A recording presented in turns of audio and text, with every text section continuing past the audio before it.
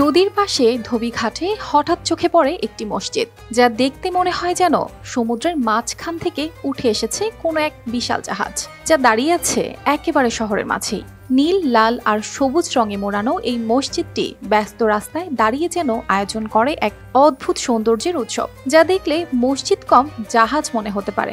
এমন অপরূপ সৌন্দর্য নিয়ে মসজিদটি দাঁড়িয়ে রয়েছে পাকিস্তানের করাচির ব্যস্ততম শহরে, যা পরিচিত কিস্তিওয়ালি মসজিদ বা নৌকা আকৃতির মসজিদ নামে।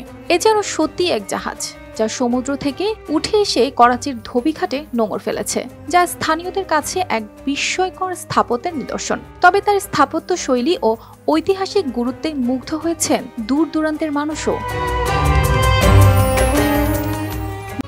পুরানো দিয়ে নতুন নিতে আজই চলে আসুন আপনার নিকটস্থ ওয়ালটন শোরুমে। মসজিদটির গল্প কম রোমাঞ্চকর নয়। এই মসজিদের ইতিহাস বহু পুরনো। ১৩০ বছর আগে ব্রিটিশ শাসনামলে মুসলিম শ্রমিকরা এটি নির্মাণ করেছিলেন, যা এখন করাচির স্থাপত্যের এক জীবন্ত ইতিহাস।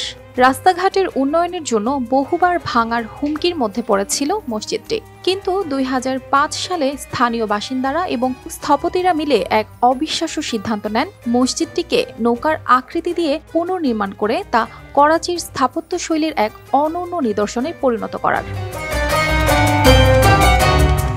প্রতিদিন অসংখ্য মানুষ দূর দূরান্ত থেকে আসে এই মসজিদ দেখতে, যেন এটি শুধুই একটি ধর্মীয় স্থান নয়, বরং এক কিংবদন্তি যা প্রতিটি ইটের সঙ্গে জড়িয়ে আছে।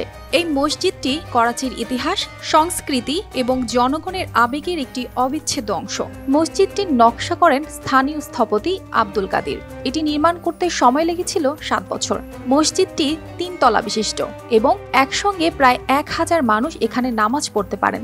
দূর দূরান্ত থেকে আসা মানুষ মসজিদের সৌন্দর্যে মুগ্ধ হয়ে বলে, এটি যেন সত্যি একটি জাহাজ যা সমুদ্র থেকে উঠে এসেছে। বাইরে থেকে যেমন চমৎকার, ভেতরেও তেমন সুন্দর।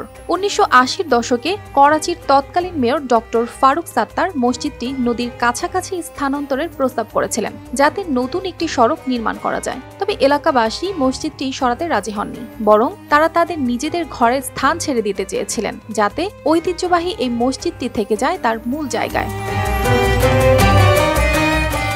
এখন কিস্তিওয়ালি মসজিদ শুধুমাত্র একটি নামাজের জায়গা নয়, বরং এটি একটি ইতিহাসের অংশ, যা করাচির প্রাচীন ইতিহাস এবং সংস্কৃতির একটি গুরুত্বপূর্ণ দিক।